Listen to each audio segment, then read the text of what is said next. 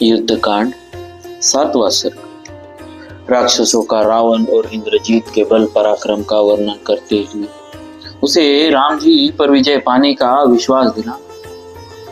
राक्षसों को न तो नीति का ज्ञान था और न वे शत्रु पक्ष के बलाबल को ही समझते थे। वे बलवान तो बहुत थे किंतु नीति की दृष्टि से महामूर्ख थे। इसीलिए जब राक्षस राज रावण ने उनसे पूर्वोक्त बातें कही तब वे सबके सब हाथ जोड़कर उससे बोले, राजन, हमारे पास परीख, शक्ति, दृष्टि, शूल, पट्टीश और भालों से लैस बहुत बड़ी सेना मौजूद है। फिर आप विषाद क्यों करते हैं? आपने तो भोगवतीपुरी में जाकर नागों को भी युद्ध में परास्त कर दिया था। बहुसंख्यक यक्षों से घिरे हुए कैलाश शिखर के निवासी कुबेर को भी युद्ध में भारी मारकाट मचाकर वश में कर लिया था। प्रभु, महाबली लोकपाल कुबेर महादेव जी के साथ मित्रता होने के कारण आपके साथ बड़ी स्पर्धा रखते थे, परंतु आपने सम्रांगण में रोष पूर्वक उन्हें हरा दिया। यक्षों की सेना को विचलित करके बंदी बना लिया और कितनों को धराशायी करके कैलाश शिखर से आप उनका यह विमान छीन लाए थे। राक्षस शिरोमणि दानवराज, मैंने आपसे भयभीत होकर ही आपको अपना मित्र बना लेने की इच्छा की और इसी उद्देश्य से आपको धर्मपत्नी के रूप में अपनी पुत्री समर्पित कर दी। महाबाहो, अपने पराक्रम का घमंड रखने वाले दुर्जय दानवराज मधु को भी, जो आपकी बहन कुंभिनसी को सुख देने वाला उसका पति है, आपने युद्ध छेड़कर वश में कर लिया था। विशाल बाहुवीर, आपने रसातल पर चढ़ाई करके वासुकी, तक्षक, शंख और जटी आदि नागों को भी युद्ध में जीता और अपने अधीन कर लिया। प्रभु, शत्रुदमन राक्षस राज, दानव लोग बड़े ही बलवान, किसी से नष्ट न होने वाले, शूरवीर तथा वर पाकर अद्भुत शक्ति से संपन्न हो गए थे, परंतु आपने सम्रांगण में 1 वर्ष तक युद्ध करके अपने ही बल के भरोसे उन सब को अपने अधीन कर लिया और वहां उनसे बहुत सी मायाएं भी प्राप्त की। महाभाग, आपने वरुण के शूरवीर और बलवान पुत्रों को भी उनकी चतुरांगिनी सेना सहित युद्ध में परास्त कर दिया था।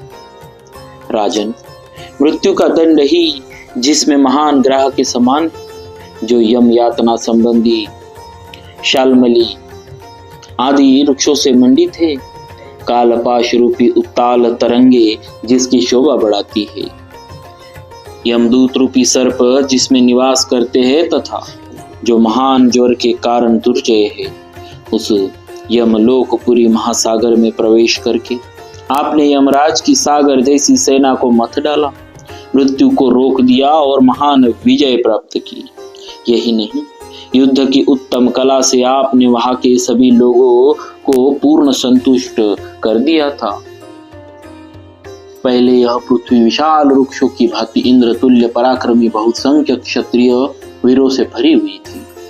उन वीरों में जो पराक्रम, गुण और उत्साह थे, उनकी दृष्टि से राम रणभूमि में उनके समान कदापि नहीं। राजन, जब आपने उन समर दुर्जय वीरों को भी बलपूर्वक मार डाला, तब राम पर विजय पाना आपके लिए कौन बड़ी बात है? अथवा महाराज, आप चुपचाप यही बैठे रहे, आपको परिश्रम करने की क्या आवश्यकता है? अकेले ये महाबाहु इंद्रजीत ही सब वानरों का संहार कर डाले।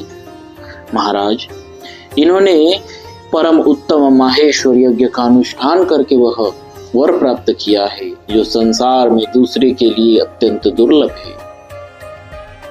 देवताओं की सेना समुद्र के समान थी, शक्ति और तोमर ही उसमें मत्स्य थे, निकाल कर फेंकी हुई आंतें सेवार का काम देती थी। हाथी ही उन सैन्य सागर में कछुओं के समान भरे थे, घोड़े मेंढकों के समान उसमें सब और व्याप्त थे। रुद्रगण और आदित्यगण उस सेना रूपी समुद्र के बड़े बड़े ग्राह थे। मरुदगण और वसुगण वहां के विशाल नाग थे। रथ, हाथी और घोड़े जलराशि के समान थे और पैदल सैनिक उसके विशाल तट थे। परंतु इस इंद्रजीत ने देवताओं के उस सैन्य समुद्र में घुसकर देवराज इंद्र को कैद कर लिया और उन्हें लंकापुरी में लाकर बंद कर दिया। राजन, फिर ब्रह्मा जी के कहने से इन्होंने शंबर और रुद्रासुर को मारने वाले सर्वदेव वंदित इंद्र को मुक्त किया, तब वे स्वर्गलोक में गए। अतः महाराज, इस काम के लिए आप राजकुमार इंद्रजीत को ही भेजिए, जिससे ये राम सहित वानर सेना का यहाँ आने से पहले ही संहार कर डाले। राजन, साधारण नर और वानरों से प्राप्त हुई इस आपत्ति के विषय में चिंता करना आपके लिए उचित नहीं। आपको तो अपने हृदय में इसे स्थान ही नहीं देना चाहिए। आप अवश्य ही राम का वध कर डालेंगे। इस प्रकार श्री वाल्मीकि ने आर्ष रामायण आदि काव्य के युद्ध कांड में 7वां सर्ग पूरा हुआ। बोलिए श्री सीताराम जी महाराज की जय। भक्तवत्सल भगवान की जय।